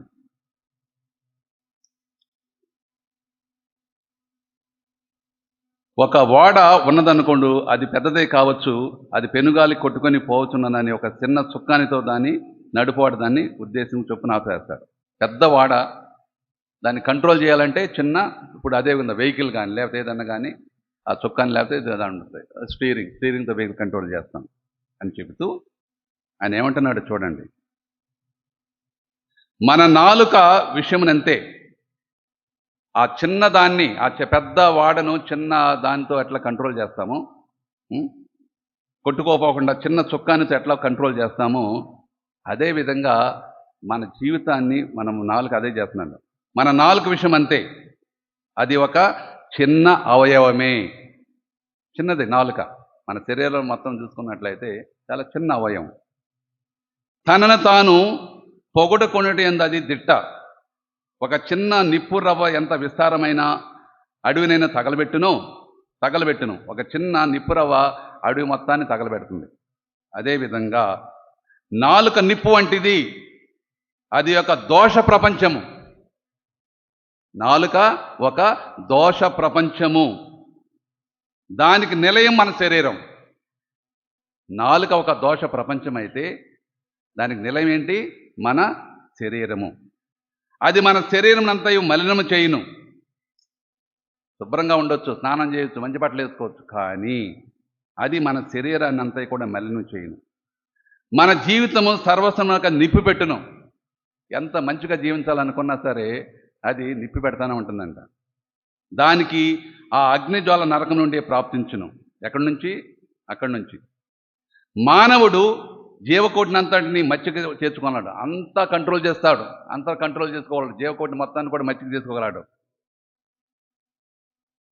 ఇంతకు పూర్వమే మచ్చిక వనర్చుకొనిను, పశుపక్షాదులు భూచర జలములు వానికి లోబడినవి, అన్నిటిని కూడా మచ్చిక చేసుకోగలదు. కానీ నాలుకను లోబరుచుకొనిన మానవుడు ఎవడను లేడు. నాలుకను లోబరుచుకున్నవాడు ఎవడను లేడు. దాన్ని ఎవరు కొంత కంట్రోల్ పెట్టుకుని ఎవడు కూడా లేడంట. అది విశ్రమింపని దోషము, కంటిన్యూస్గా విశ్రమింపని దోషము, ఘోర విషపూరితము. ఇది బైబిల్లో నాలుక గురించి మనం విన్నాం. ప్రియమైన సహోదరులారా, మనం అనుకుంటూ ఉంటాం చాలాసార్లు మనం ఈ 10 ఆజ్ఞలు, తిరుసపట్లు ఇవన్నీ, కానీ మనం దేవునికి దూరం అవటానికి, పాపకములు చిక్కడానికి 4 చాలు. అబద్ధాలు, ఉన్నవి లేనట్లు చెప్పటం. తర్వాత ఆడిపోసుకోవటాలు. 2 3 కూర్చుంటే అక్కడ లేనటువంటి మరో వ్యక్తి గురించి మాట్లాడటం, లేనిపోయినవి. అబద్ధాలు. ఎన్ని కుటుంబాలు కూలిపోతున్నాయో తెలుసా? అబద్ధాల వలన ఎన్ని కుటుంబాలు కూలిపోతున్నాయో తెలుసా? మన కథోలిక దాని సంఘంలో చూస్తున్నాం. మనం ఎంతో ప్రిపరేషన్ చేసి, ఈ మధ్య బిషప్ గారు, బహుశా మీ ఫాదర్ గారు చెప్పుంటారు మీకు, మ్యారేజ్ ప్రిపరేషన్ గురించి మాట్లాడారు పోయిన రికలెక్షన్లో. మనం వారిని ప్రిపేర్ చేయకపోతే చాలా అవగాహన లేకుండా పెళ్ళిళ్ళు చేసుకుంటున్నారు, తర్వాత విడిపోతున్నారు వెంటనే. సో పెళ్లి చేసే ముందు మ్యారేజ్ ప్రిపరేషన్ కోర్స్ చేయాలని చెప్పేసి గట్టిగా చెప్పారు బిషప్ గారు. నేను పాస్టల్ సెంటర్లో ఉన్నప్పుడు ఇవి ఏర్పాటు చేశాను. అన్ని వికారేట్లలో కూడా నేను అక్కడ డైరెక్టర్గా ఉన్నప్పుడు మ్యారేజ్ ప్రిపరేషన్ కోర్స్ అంటే పెళ్లి చేసుకునే వాళ్ళకి ముందుగా కొంచెం అవగాహన కల్పించడానికి డాక్టర్ సిస్టర్ గారిని, అగస్టిన్ సిస్టర్ గారు ఉండేవాళ్ళు, అప్పుడు చనిపోయారామా, సెయింట్ ఆన్స్ ప్రౌడిన్ సిస్టర్ అనమాట, చాలా మంచి ఆమె. సో ఆమె నేను ఎక్కువగా తీసుకెళ్ళి ఆమెతో టాకులు ఇప్పించేవాడిని. అదేవిధంగా ఒక మంచి కథోలిక్ కుటుంబాన్ని కూడా తీసుకెళ్ళి వాళ్ళకి అవగాహన కల్పించడానికి ఆ విధంగా చేసేవాడిని. అది దాదాపు మరుగుపడిపోయింది. మళ్ళీ బిషప్ గారు దాన్ని గట్టిగా చేయాలని చెప్పేసి పిలుపునిచ్చారు. విచారణ గురులు అందరూ చెప్పారు. అది లేకోకుండా, ప్రిపరేషన్ లేకుండా ఎవరు కూడా ప్రకటన కూడా ఇవ్వద్దని కూడా చెప్పినట్లుగా బిషప్ గారు. ఎందుకంటే అది చాలా చాలా అవసరం, చాలా చాలా అవసరం. సో మనం చూస్తున్నాం ఎందుకు విడిపోతుంది అంటే అబద్ధాలు. పచ్చగా ఉన్న కుటుంబంలో ఒక చిన్న అబద్ధం చాలు చిచ్చు పెట్టడానికి. చక్కగా ఉండి ఐక్యతగా ప్రేమతో ఉన్న, అదేవిధంగా కుటుంబమైనా, సంఘమైనా, సమాజమైనా అంతే. ప్రియమైన సహోదరి సహోదరులారా, ఈరోజు ఆత్మ పరిశీలన చేసుకుందాం మనం. అందుకే పాపు గారు కూడా అదే అన్నారు, నియంత్రించుకోమన్నారు. ఈ తపస్కాలం ముందే ఆయన ఇచ్చిన సందేశం, నియంత్రించుకోండి, మీ నాలుకను నియంత్రించుకోండి, వినండి, మాట్లాడే ముందు వినండి అని చెప్పేసి నేను వివిధ పదాలు చెప్పాను పాపు గారు. ఆత్మ పరిశీలన చేసుకుందాం ప్రియమైన సహోదరి సహోదరు, ఎలా మనం ఈ యొక్క తపస్కాలాన్ని యోగ్యతగా వినియోగించుకుంటున్నాం. అందరం కూడా ఆ దివ్య దృష్టితో చూడటానికి ప్రయత్నం, దేవుని యొక్క దృష్టితో ప్రపంచాన్ని, ఒక కుటుంబం కావచ్చు, లేకపోతే సమాజం కావచ్చు, సంఘం కావచ్చు, దేవుని యొక్క దృష్టితో చూడటానికి ప్రయత్నం చేద్దాం. ఆధ్యాత్మిక వెలుగును పొందడానికి యేసుప్రభు ఏ విధంగా పుట్టుగుడ్డవానికి మరి శరీర స్వస్థతో పాటు ఆధ్యాత్మిక అంధత్వాన్ని తొలగించి విశ్వాసాన్ని ఇచ్చాడో, అలాంటి జ్ఞానాన్ని, దివ్య వరాన్ని మనకి ప్రార్థన చేసుకుందాం.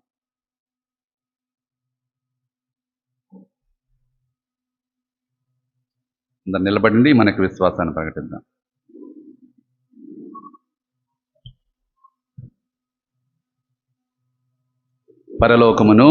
పరలోకమును సృష్టించిన సర్వశక్తి గల పెద్దయిన సర్వేశ్వరుని విశ్వసించున్నాను. అతని యొక్క ఏకసుతుడును మన యొక్క నాథుడైన యేసుక్రీస్తుని విశ్వసించున్నాను. ఇతడు పవిత్రాత్మ వలన గర్భమై కన్య మరియను పుట్టెను. అతని అధికారములై పాటుపడి శిలువ మీద కొట్టబడి మరణం పొంది సమాధిలో ఉంచబడెను. పాతాళము దిగి మూడవ నాడు చనిపోయిన వారి నుండి లేచెను. పరలోకమునికి ఎక్కి సర్వశక్తి గల పెద్దయిన సర్వేశ్వరుని కుడి ప్రక్కన కూర్చుని ఉన్నారు. అక్కడ నుండి జీవించే వాళ్ళకును చనిపోయిన వాళ్ళకును తీర్పు చేయుటకు వచ్చును. పవిత్రాత్మను విశ్వసించున్నాను. పరిశుద్ధ కథోలిక సభను, పునీతుల సంబంధ ప్రయోజనములను విశ్వసించున్నాను. పాపముల మన్నింపును విశ్వసించున్నాను. శరీరం యొక్క ఉత్థానమును విశ్వసించున్నాను. నిత్య జీవమును విశ్వసించున్నాను స్వామి. ఆమేన్. విశ్వాసుల ప్రార్థన. ప్రియమైన సహోదరి సహోదరులారా, ఈ ఆనందదాయకమైన ఆదివారాన్ని కొనియాడుతూ మనల్ని మనం ఆ ప్రభుకి అంకితం చేసుకున్న ఈ సందర్భంగా మనం ఆయతపడుతూ ఆ ప్రభు యొక్క పాస్కమోత్సవంలో పాల్గొనడానికి ఆయతపడుతూ మనలకి రాబోయే రోజుల్లో దేవుని యొక్క అనుగ్రహాలు మనకు మెండుగా వచ్చి ఇంకా మరి ఎక్కువగా మనలో ఉన్న లోటుపాట్లను సరిదిద్దుకుని దేవునికి సొంతమయ్యే విధంగా మనలో ఆ దైవ దృష్టిని మనం పొందే విధంగా విశ్వాసుల ప్రార్థన ద్వారా దేవుని వేడుకుందాం. సత్యశ్రీ సభ కొరకు ప్రార్థన చేద్దాం. పరిశుద్ధ పాపు గారిని, పీఠాధిపతులను, గురువులను, మఠవాసులను, ఉపదేశాలను, సువార్త ప్రచారం చేసే వారందరినీ కూడా దేవుడు దీవించి ఈ యొక్క తపస్కాలంలో వారి యొక్క పరిచర్య ద్వారా మరి వారికి అప్పజెప్పబడిన సంఘాలను, ప్రజలను కథోలిక విశ్వాసం బలపడే విధంగా వారి యొక్క పరిచర్యను దీవించి ఆశీర్వదించమని ఓ ప్రభువా మేము చేయి ప్రార్థన ఆలకించండి.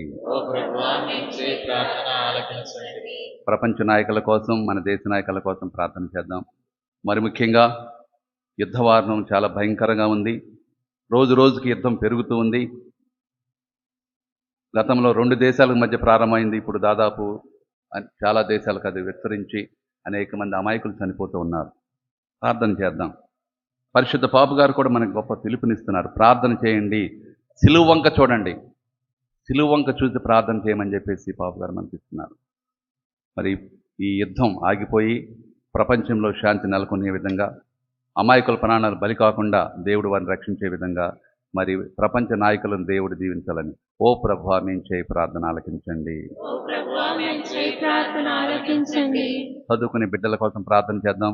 ముఖ్యంగా రేపటి నుంచి 10వ తరగతి మరి విద్యార్థులు పరీక్షలు రాయబోతుండగా దేవుడు వారిని దీవించి వారికి మంచి జ్ఞానాన్ని ఇచ్చి జ్ఞాపక శక్తినిచ్చి మంచి ఆరోగ్యం దయచేసి పరీక్షలు అయ్యేంత వరకు కూడా వారిని కాపాడాలని, వారు సంవత్సరం అంతా కూడా చదివిన విషయాలను సరిగా అర్థం చేసుకుని, ప్రశ్నలు అర్థం చేసుకుని సరైన సమాధానాలు ఇచ్చి పరీక్షలు మంచిగా రాసి విజయం సాధించి దేవునికి మహిమ తీసుకొచ్చే విధంగా, తల్లిదండ్రులకు సంతోషం కలిగించే విధంగా వారికి బంగారు భవిష్యత్తు బాటను ఏర్పాటు చేసుకున్న వారిని దీవించాలని. ఓ ప్రభువా, మేము చేయి ప్రార్థన ఆలకించండి.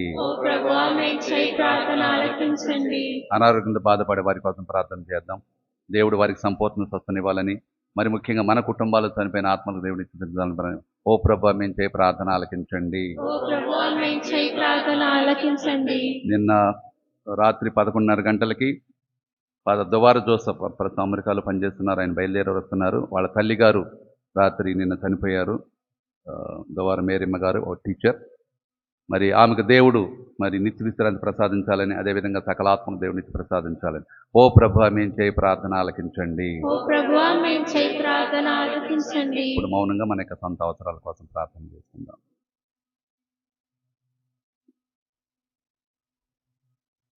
ఈ మనవలంటి మనవాదుడైన క్రీస్తు ద్వారా మీకు సమర్పిస్తున్నాం తండ్రి.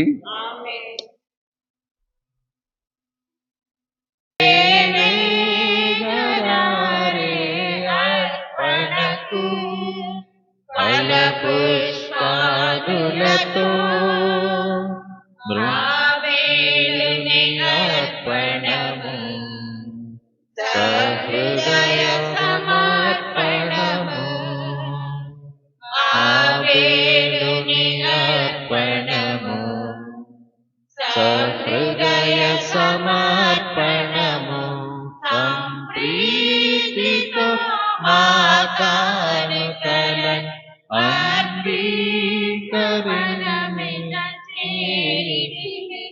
సంప్రీతితో మా కానుకలను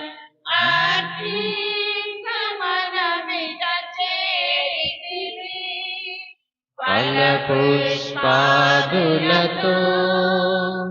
మృదు మంజుల గానముతో ప్రభు పాదపీఠ సన్నిధికి వేవేగరారే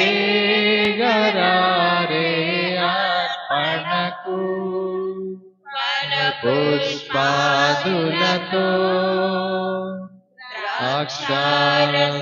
అక్షరసపములు కష్టాజిత భూఫలములు ద్రాక్షారస అప్పములు కష్టాజిత భూఫలములు అనురాగ భరిత పుష్పాంజలుల అర్పింతుమో ప్రభుగై కొనుమా.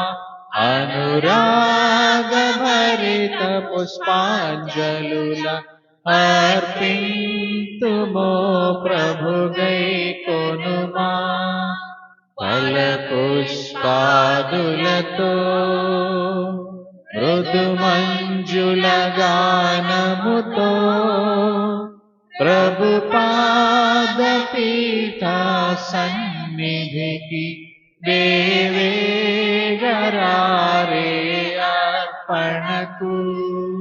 ఫల పుష్పాదులతో. సహోదరి సహోదరులారా, నేనును మీరు నర్పిస్తున్న ఈ బలి సర్వశక్తి గల పితైన సర్వేశ్వరునికి ప్రీతికరమట్ల ప్రార్థింపుము. మన ప్రయోజనము కొరకును తన పవిత్ర శ్రీ సభ ప్రయోజనము కొరకును ఈ కరుణల ద్వారా ఈ బలి స్వీకరించురు గాక. ఓ ప్రభువా, మేము ఈ అర్పణలను ఆనందముతో నీ పాద సన్నిధిలో ఉంచుచున్నాము. ఇవి మాకు పరమ ఔషధముగా మారునుగాక, ప్రపంచ రక్షణకు దోహదపడునుగాక. మా ప్రభు అయిన క్రీస్తు ద్వారా ఈ మనవి చేయుచున్నాము. ఆమేన్. ప్రభు మీతో ఉండునుగాక, నీ ఆత్మతో ఉండునుగాక. మీ మనసులను ఉన్నతమునకు త్రిప్పుము, ప్రభువైపు త్రిప్పియున్నాము. మన దేవుడైన ప్రభునకు కృతజ్ఞత తెలుపుదము. కృతజ్ఞత తెలుపుట యుక్తము న్యాయము. ప్రభైన దేవా, పావన పిత, సర్వశక్తి గల నిత్య సర్వేశ్వర, మేమెల్లప్పుడూ నేర్చోట నీ కృతజ్ఞత వందనములు మా ప్రభైన క్రీస్తు ద్వారా చెల్లించుట యుక్తము, న్యాయము, ధర్మము, రక్షణదాయకము. అంధకారములో మునిగి ఉన్న మానవ జాతిని క్రీస్తు తన మనుషోతారం ద్వారా విశ్వాసపు వెలుగులోనికి చేర్చెను. పూర్వపు పాప దాస్య స్థితిలో జన్మించిన వారికి క్రొత్త జన్మనొసగి జలముల ద్వారా దత్తపుత్రులకు వరమును ప్రసాదించెను. కావున ఈ పరములు ఏకమై నిన్ను ఆరాధించుచు నూతన స్తుతిగానమును ఆలపించుచున్నవి.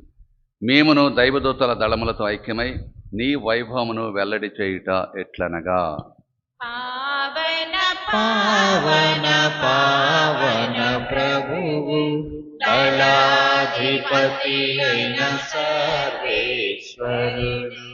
పావన పావన పావన ప్రభువు పరలోకముని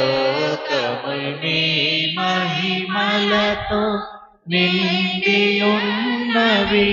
మహోన్నతమున జయ జయ గానం, జయ జయ గీతం.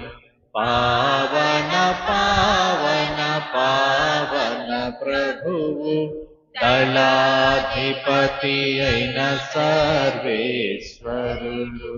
పావన పావన పావన ప్రభువు ప్రభునామంబున వచ్చెడి వారు ధన్యులు ధన్యులు. మహోన్నతమున జయ జయ గానం, జయ జయ గీతం.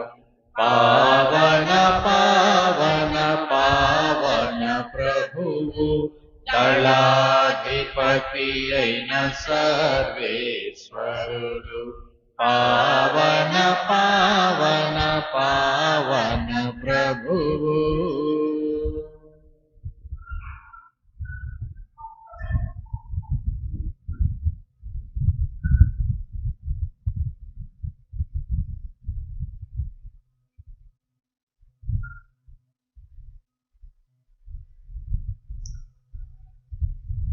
పావన పిత, నీవు నిక్కముగా పవిత్రుడవు.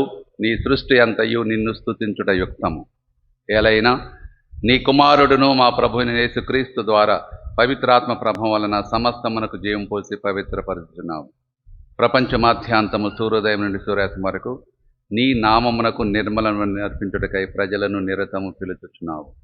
కావున ఓ ప్రభువా, ఈ కానుకలను నీ సముఖమునకు తెచ్చియున్నాము. పవిత్రాత్మ ద్వారా వీనిని పవిత్రపరచ బ్రతిమాలు కొనుచున్నాము. ఈ విధమున ఇవి మా ప్రభువును నీ కుమారుడునైన యేసుక్రీస్తు శరీర రక్తములు అగునుగాక. అతని ఆజ్ఞ ప్రకారమే ఈ కృతజ్ఞతార్చనను నెరవేర్చుచున్నాము.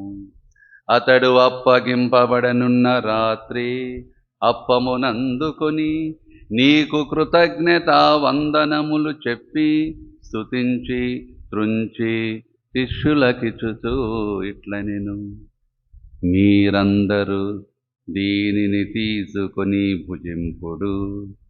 ఏలయన ఇది మీ కొరకు అప్పగింపబడనున్న నా శరీరము.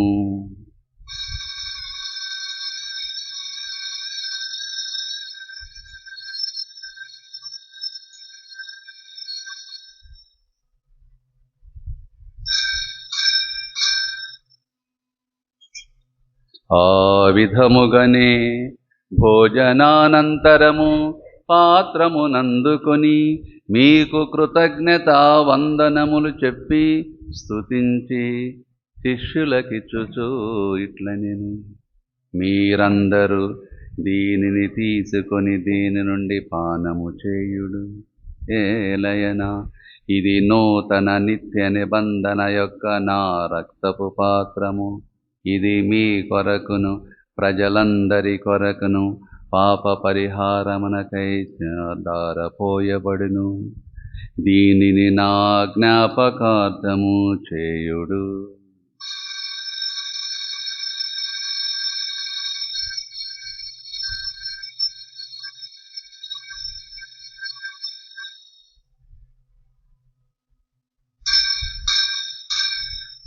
ఇది విశ్వాస రహస్యము. యేసువా నీ మరణమును ప్రకటించెదము, నీ ఉత్థానమును చాటెదము. మీరు మరల వచ్చు వరకు మేము వేచియుందుము, మేము వేచియుందుము.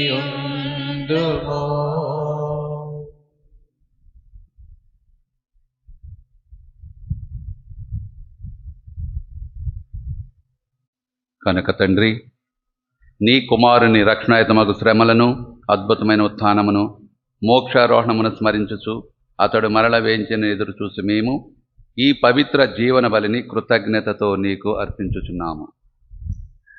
నీ పవిత్ర శ్రీసభ యొక్క కానుకను ప్రీతితో వీక్షింప బ్రతిమాలు కొనుచున్నాము. తన మరణం ద్వారా మమ్మల్ని నీతో సఖ్యపరిచిన నీ కుమారుని బలిని స్వీకరింపుము.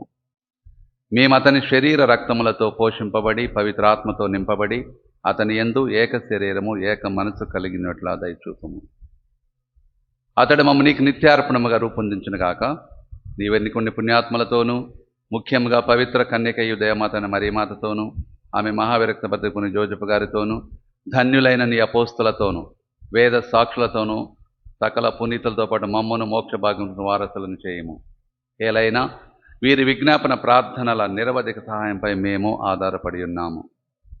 ఓ ప్రభువా, మమ్మ నీతో సఖ్యపరిచి బలి లోకమంతటికి శాంతిని, శ్రేయస్సును ప్రసాదించినట్లు బ్రతిమాలకుంటున్నాము. ఈ లోకమును ఏర్పచే నీ శ్రీ సభను, నీ సేవకుడగు మా లియో జగద్గురువును, మా దోసప్రాజర పీఠాధిపతిని, తదితర పీఠాధిపతులను, గురువులందరినీ, నీవు సంపాదించుకుని ప్రజలందరినీ విశ్వాసమందును ప్రేమయందును దృఢపరుపము. నీ చిత్త ప్రకారం నీ సముఖమున చేరియున్న ఈ ప్రజల మనవలను ఆలకింపము. దయగల తండ్రి, నలు దశల చెదిరు నీ బిడ్డలందరినీ కనికరించి నీతో ఐక్యపరుచుకొనుము.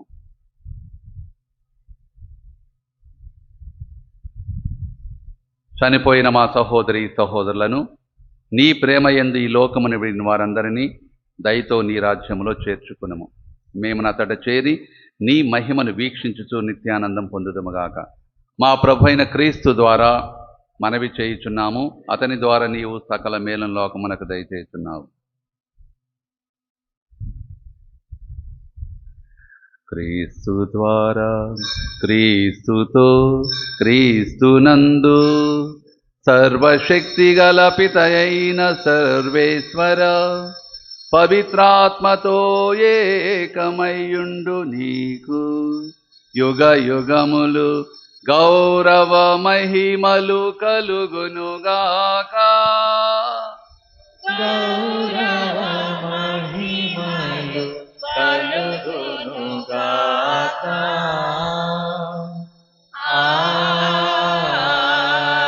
ఆమేన్.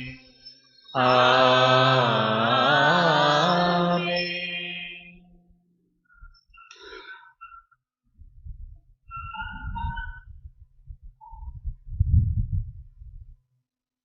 మన రక్షకుడిచ్చిన పరమోపదేశం అనుసరించి ప్రార్థింపసాసింతము.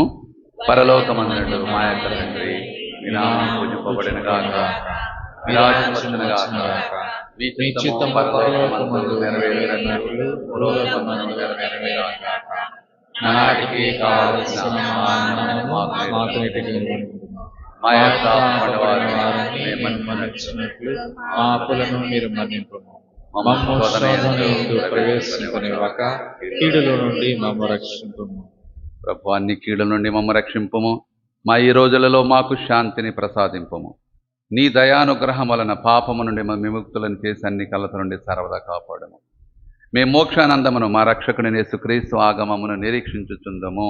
ఏలైనా నిరంతరము మీదే రాజ్యము, మీదే అధికారము, మీదే మహిమ. శాంతిని మీకు అనుగ్రహించుచున్నాను, నా శాంతిని మీకు ఇచ్చుచున్నాను అని నీ అపోస్తులతో వసించిన ప్రభువైనేశ్వా, మా పాపమును లెక్కింపక నీ శ్రీసభ విశ్వాసమును వీక్షింపుము. నీ చిత్త ప్రకారము నీ సభకు శాంతిని, ఐక్యమును అనుగ్రహింపుము. యుగ యుగములు జీవించుచు పరిపాలించు ప్రభువా. ఆమేన్.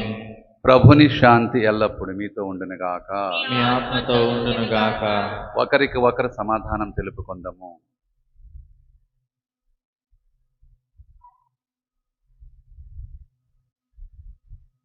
సర్వేశ్వరుని గొర్రెపిల్ల లోక పాపములను పరిహరించు ప్రభువా, మాకు దయచూపుము. సర్వేశ్వరుని గొర్రెపిల్ల లోక పాపములను పరిహరించు ప్రభువా, మాకు దయచూపుము. సర్వేశ్వరుని గొర్రెపిల్ల లోక పాపములను పరిహరించు ప్రభువా, మాకు శాంతిని దయచేయము.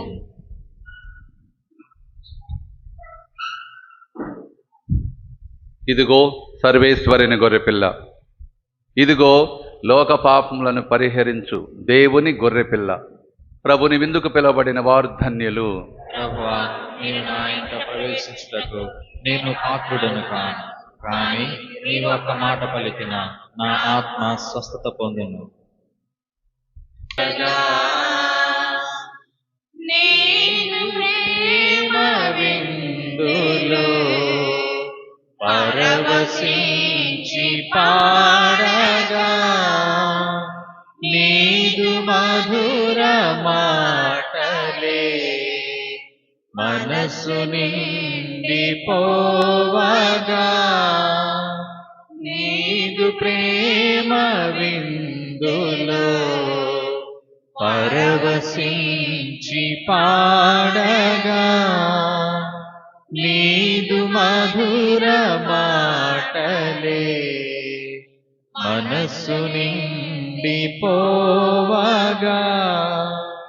స్వర్గసీమ భాగ్యము నీదు శాంతి జీవము, స్వర్గసీమ భాగ్యము నీదు శాంతి జీవము, నేడు మమ్ము చేరగా, రాజాధిరాజా రావయ్య నీవు నా ఇంట వేంచేయగా, నా బ్రతుకు చివురించగా, నీదు పూజ్య దేహము మాకు అమర భోజ్యమై, నీదు దివ్య రుధిరము పరమ జీవధారగా, నీదు పూజ్య దేహము మాకు అమర భోజ్యమై, నీదు దివ్య రుధిరము పరమ జీవధారగా, చేరమమ్ము ఈ దినం చేతుమయ్య వందనం, చేరమమ్ము ఈ దినం చేతుమయ్య వందనం, చేతుమయ్య వందనం.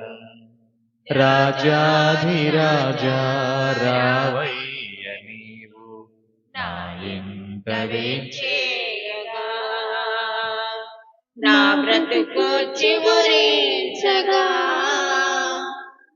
పాపతి మీరమంతయే అంతరించిపోవగా, నీదు కరుణ కాంతులు హృదయమంత సోకగా, పాపతి మీరమంతయే అంతరించిపోవగా, నీదు కరుణ కాంతులు హృదయమంత సోకగా, ప్రేమ బీజమందున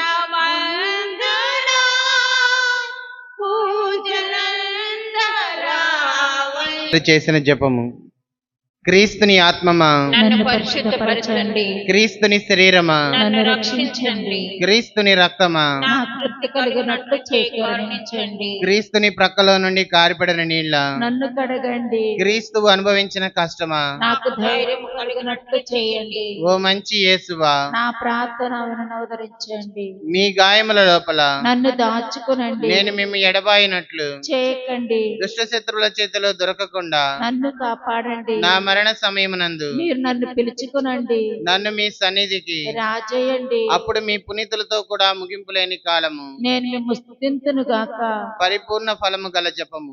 మహామధురముతో నిండిన మంచి యేసువా, దాసుడనైన నేను దేవరవారి సముఖములో మోకాళ్ళ మీద నిలిచి సాష్టాంగపడి నా చేతులను నా కాళ్ళను తొలిచినారు, నా ఎముకలను ఎంచినారు అని దేవరవారిని గురించి పూర్వకాలమందు దావీదు దీర్ఘదర్శి వచించిన దానిని నేను ఇప్పుడు జ్ఞాపకపరుచుకొని దేవరవారి యొక్క 5 గాయములను మిక్కిలి భక్తి పట్టుదలతోను దుఃఖముతోను నా అంతరంగమునందు విచారించి తలంపు చే ధ్యానించెడు ఈ సమయమునందు దృఢమైన విశ్వాసము, నమ్మిక, దైవ ప్రేమాయనుడు సుకృత పుణ్యములను నా పాపముల మీద నిజమైన మనస్తాపమును వానిని దిద్దుకొన మిక్కిలి దృఢమైన ప్రతిజ్ఞను నా హృదయమునందు ముద్రింప చేయనవతరింపవలెనని నా మంచి యేసువా, దేవర వారిని నా ఆత్మైక మేలైన ఆశాకాంక్షతో బ్రతిమాలి ప్రార్థించుచున్నాము స్వామి.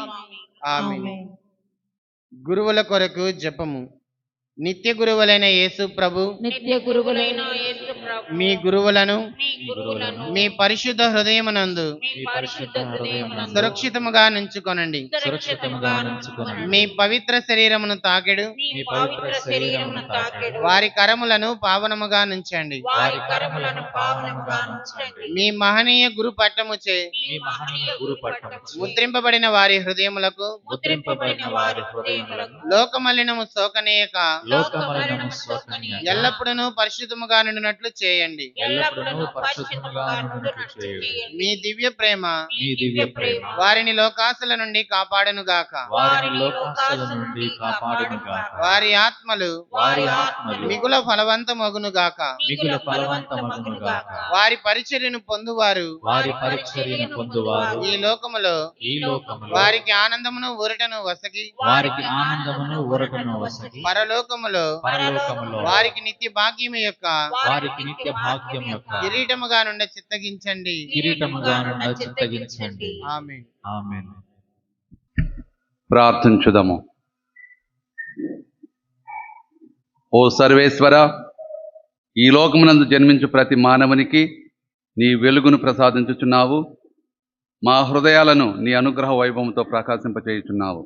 కావున మహోన్నతుడమైన నీకు ఆమోదయోగ్యమైన వానిని గురించి మననం చేయుచు నీకు ప్రీతిపాత్రులుగా జీవించినట్లు కృప చూపుము. నిజాయితీ కలిగి నిన్ను చిత్తశుద్ధితో పూజించు వారిని మమ్మ దీవింపుము. మా ప్రభు అయిన క్రీస్తు ద్వారా ఈ మనవి చేయుచున్నాము. ఆమేన్. ఉండునుగాక. మీ ఆత్మతో ఉండునుగాక. మీ శిరస్సుల మంచి దేవుని యొక్క ఆశీర్వాదం కోసం ప్రార్థించండి. ఓ ప్రభువా, నీకు మొరపెట్టు వారిని కనికరించి బలహీనత నుండి వారిని రక్షింపుము. మరణాంధకారపు ఛాయల్లో తిరుగాడుచున్న వారిపై నీ కాంతి సోకునట్లు చేసి వారిని సన్మార్గమందు నడిపింపుము.